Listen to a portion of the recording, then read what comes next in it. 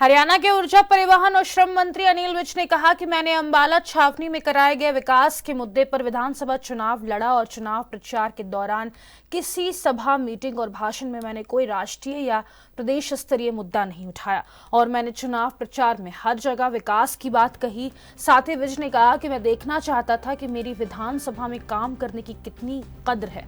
मैंने चुनाव में कोई राष्ट्रीय नेता नहीं बुलाया। मुझे अंबाला छावनी में करवाए गए विकास कार्यों पर पूरा भरोसा था और मैंने कभी भी जाति पाति की राजनीति नहीं की।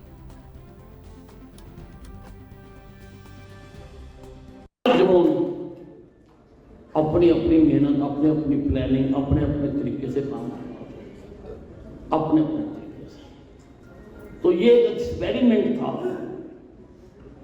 मैं तो इस बार आपने देखा होगा कि दिल्ली का सारा मीडिया ने हरियाणा को अंबाला छावनी से कवर किया। अंबाला शहर नहीं गए, नारायणगढ़ नहीं गए, करनाल नहीं गए, गुड़गांव नहीं गए, सारा मीडिया यहां है अंबाला कहने में।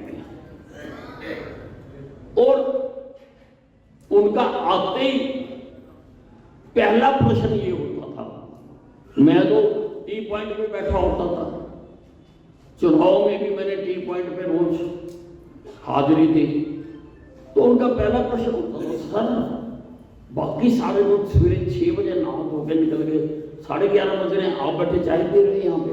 मैंने कहा मेरा चुनाव मेरे वर्कर लड़ रहे हैं, मुझे कोई पता नहीं।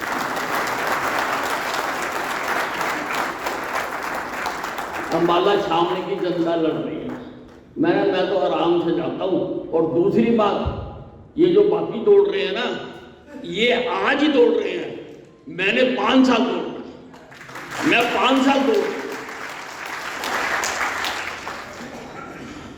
तो वो हैरान हो जाते थे, हैरान कि भाई चुनाव है और ये आदमी आराम से बैठा हुआ है। और मेरी कैलकुलेशंस थी जो बिल्कुल ठीक थी। चुनाव वाले दिन भी शुरू में जब हम हारे तो पत्रकारों ने, मैं जिंदगी का साथ निभाता